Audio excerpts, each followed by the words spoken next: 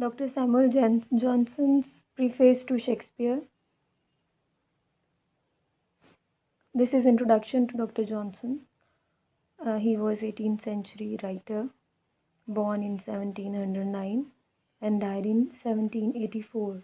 He is one of the most significant figures in English literature. His fame is due in part to a widely read biography of him and written by his friend James Boswell, published in 1791. Although probably best known for compiling his celebrated dictionary, Johnson was an extremely prolific writer who worked in a variety of fields and forms. Johnson once characterized literary biographies as mournful narratives, and he believed that he lived a life radically wretched.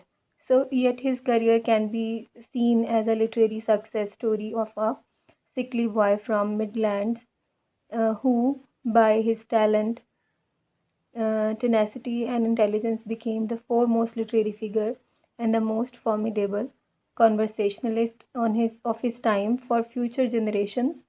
Johnson was synonymous with the later 18th century in England.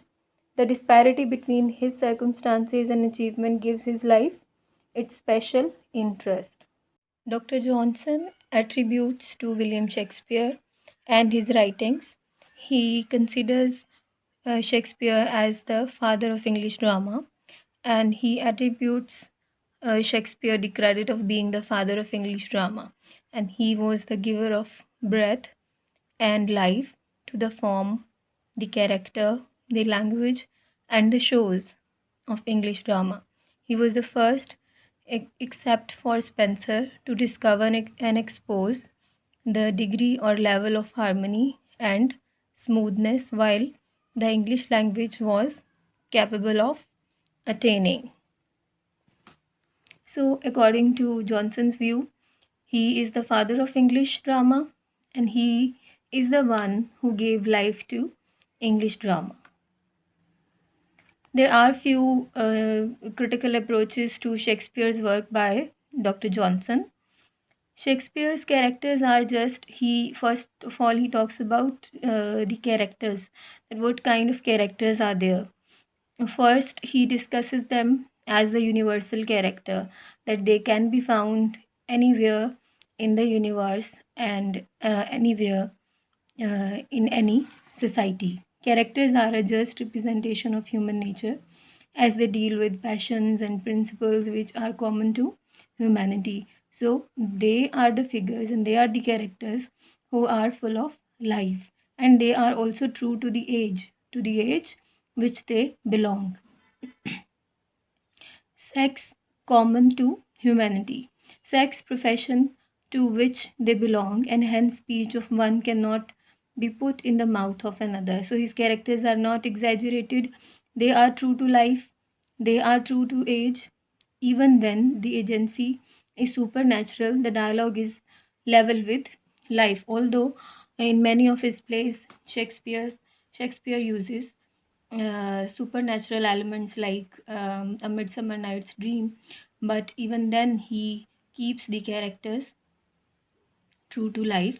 Shakespeare's use of tragicomedy or tragic comedy, he has been much criticized for mixing tragedy and comedy, but Johnson defends him in this, and he says that in mixing tragedy and comedy, Shakespeare has been true to nature, that he has been more close to nature, because even in the real life there is mingling of good and evil, joy and sorrow, tears and smiles, etc. So this may be against the classical rules, but there is always an appeal open for criticism to nature. Moreover, the tragicomedy, or this concept being nearer to life, combines within itself the pleasure and instruction of both tragedy and comedy.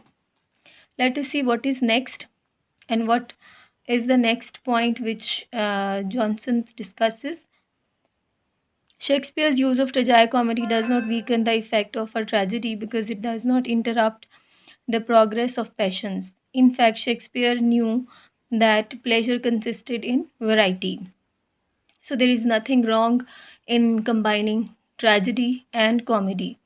Continued melancholy or grief is often not pleasing. Shakespeare had the power to move whether to tears or laughter. So he was an expert and he was a skillful writer in presenting both the tragedy and the comedy.